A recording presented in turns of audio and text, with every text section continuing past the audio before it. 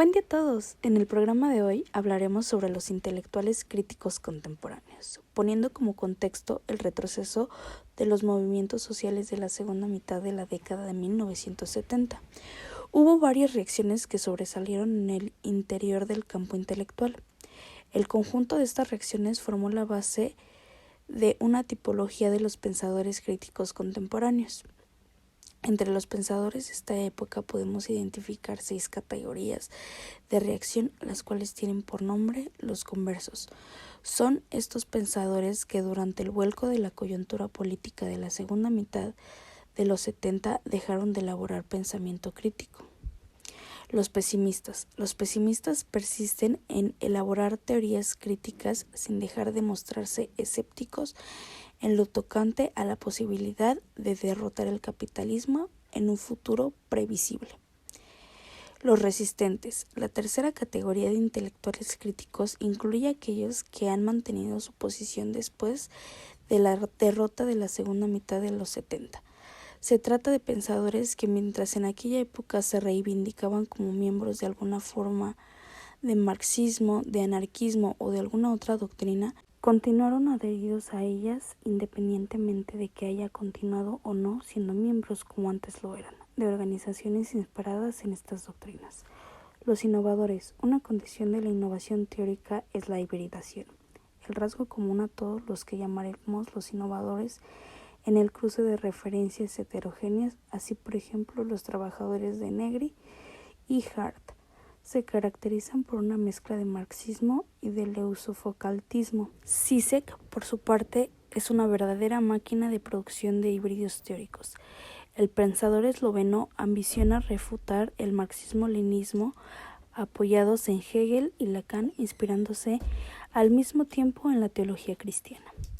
Los expertos. Durante la década de 1980 apareció un nuevo tipo de intelectual crítico, el experto o precisamente el contraexperto, cuyo análisis apunta a construir el contrapunto del discurso dominante. Esta categoría tiene la particularidad de que se basa en una crítica interna del discurso dominante, una crítica que se sitúa en el mismo terreno de los análisis que intentan impugnar y que se anuncian en nombre de las mismas normas científicas. Esta especialidad crítica es diferente de los enfoques que trata de mostrar, por ejemplo, qué función ideológica cumple el discurso enjuiciado, y por último tenemos a los dirigentes.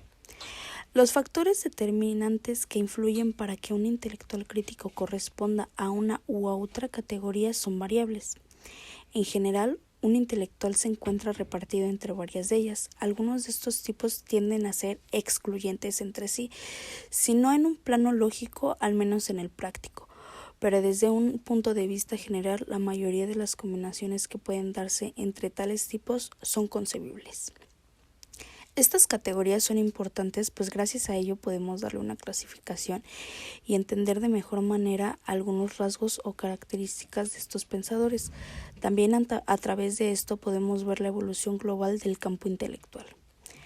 ¿De qué forma podríamos relacionar el proceso comunicativo con los intelectuales contemporáneos? Bueno, pues la forma en que se esbozó la tipología de estos autores fue a través de emitir su sentir con base a su reacción por las situaciones que se estaba atravesando en esa década. Desde mi punto de vista, creo que tan buena fue su comunicación y transmitieron su mensaje de una forma tan adecuada que esta clasificación se basó únicamente en la reacción de estos intelectuales, y pienso que es claro el mensaje para el receptor, pues entiendes muy bien el porqué los nombres que se le dieron a estas categorías. Para que todo esto nos quede más claro, ejemplificaré un acontecimiento de importancia para la actualidad tomando como base una de estas tipologías. En este caso tomaré como referencia a los pesimistas.